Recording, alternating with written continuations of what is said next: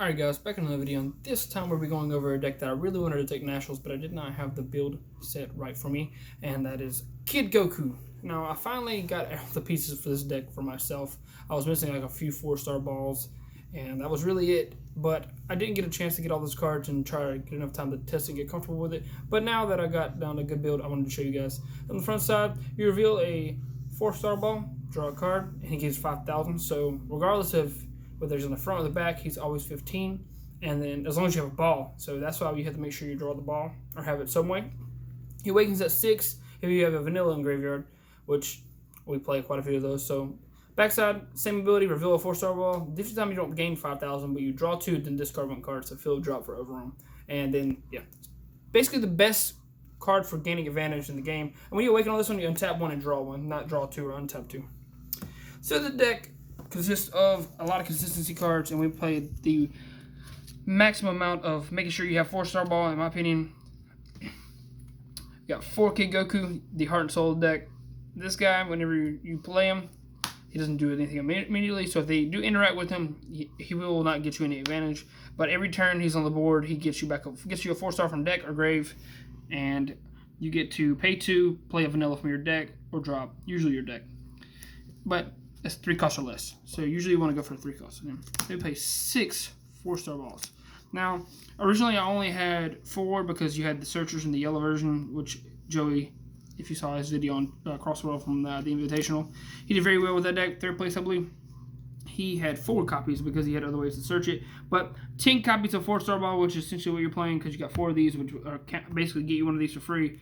But this is always better to see than this. But once you get these, you just start discarding them and getting them back with your Kid Goku, and you get free advantage. This guy, if you don't know what 4-star ball does, you combo with it, and if you're comboing it on a vanilla, you get an extra 5k boost. So it's like a super combo in a sense. So don't just discard these all willy-nilly because these will be your main source of advantage and plussing. So 10 copies of 4-star ball essentially. Then we got 3 Bonds of Friendship, Android 8.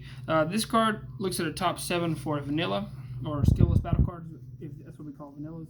And then if a Kid Goku leaves the board, or Son Goku Childhood leaves the board, you get to pop any battle card. And that includes comboing with them, or if they remove by warp, anything. A very powerful card. But you do not want to keep seeing these cards. This basically helps you grab yourself a vanilla whenever you need it, 3+1, and then he can be an interruption. Very powerful. If you have 2 of these on the board, they will trigger twice. Well, once each. Pop 2 battle cards like Kid Goku leaves. So it's not bad to see a lot of them, but 3 is well more than enough in my opinion. 3 Training Button Krillin. This is one of the cards that could go down to 2, but you don't. When you play 2, you don't see him enough, and he's very powerful. When you play him, you get the -10 something. -5 something, and play a vanilla from your drop. So he basically removes Crisis Crusher and stuff like that, and he's very powerful. So you have to play him, in my opinion. You get a free 2 bodies for 1 and kill a dude that's small. You have 4 super combos, 4 or less standard super combo, very powerful. And then 3 power bursts. This is for your black cards, minus a few emotional at the end. You have 3 power bursts. This is your Sparking Negate. Grab back a 1-drop black battle card from your drop or warp. Very powerful card. So vanillas, we got 3 Super Saiyan Vegeta and 3 Super Saiyan Goku. So, in my opinion, 10 of each of these vanillas, which is here you'll see I play 4 different vanillas. These could be for this one, for this one, for this one, for this one, or any combination, however you like. 2, it doesn't matter which they are. They just need to be vanilla 30Ks. These are your main source of damage, but these are your blue energies as well. So it's very important to have quite a few of these. Some people play 5 of these and 4 of these, but I think 6 will make sure you open one because you do need it to awaken early and start your whole advantage. But you don't need to awaken early, but it's good to see it in your drop, or a way to get to them. And these are the ones you bring back with Krillin, so you do want to see more of these than you want to see these. These you want to play from deck. You don't want to have too many stuck in your life, so 10 is good. And also your leader, if you combo with one of these on the backside, you get an extra 5k boost on your vanillas combo if that's your first one you play this turn. Rest of the blue cards, you got 4 Senzu Bean, like the new art from the Magnificent Collection. But yeah, this card is just staple. Bean is the best card in the game.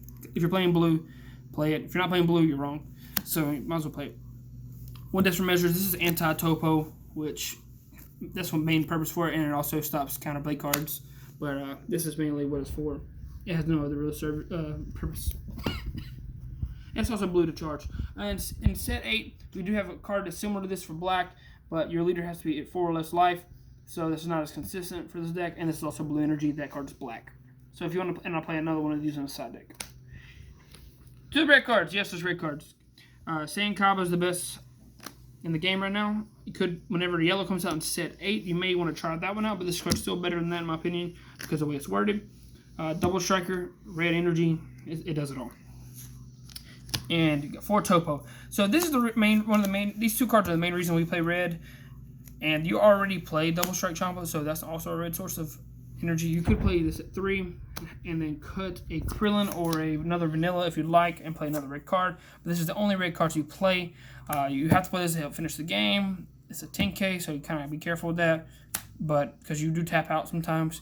But this is your main way to kill, along with your Fu the Dark Banisher. So you can either go hard and heavy early with your vanillas and then wear them down and then double strike them to death, or you can just go wide and go with Fu the Dark Banisher. Now, this is technically because every one of your battle cards is going to be able to attack alongside of him, and he has triple attack. And you can have the 1 blue energy open for desperate measures on your turn 5. You will tap out then, which does hurt, but usually we'll just finish the game anyways if they tap 2 energies for something and then you play him. So this guy right here is insane. Triple attack, overwhelm for 4 energy, and you have 8 in your drop. Very easy to do by the time he would come out and he finishes the game. Especially when your leader is pressuring so early, 15k on the front, plus this guy being a free body, and Kaba putting a lot of pressure on with your vanillas being free advantage. It's very powerful. As soon as you get like 5 dudes on the board, very easily, early on, play Fu the Dark Banisher, attack, you game. Also, this is a very important card for post set 8, so this build would not change really at all for set 8 unless you want to change a few ratios on things. But that card right here, it could basically is a better Demigra for the deck. You could play Demigra still, but I don't think it's necessary. But this guy in set 8 will be a powerhouse because of the Hatchet leader, and then you have it to actually combat the Hatchet guy, and also he's just that good at clearing games. I played him at Nationals in my Broly deck, and then he could attack 4 times in that deck if you really wanted him to, but his main purpose was just finishing the game, and or if they don't finish the game, they're out of resources, and you don't really have to combo anything because he's that big. And if they want to use Bean or Negates or anything, they got to warp a card from their hand each time. So, thank you guys for watching again, and we're going to be posting more videos. I'm working on this leader right now. I've never actually played the Dende Piccolo leader from set 5. Sorry, what set was that again? I don't even remember. Anyways, but I want to play this guy, try him out. He's very interesting to me, and I finally got all the cards because Claudio is moving to Germany, so shouts out to him if you remember him from the channel. Long-time friend, and I'm going to be sad to see him go. But I will be using his cards while he's gone, and he won't be back for another 3 years. If he does come back to this area, I don't know. But I'll see you guys in the next video.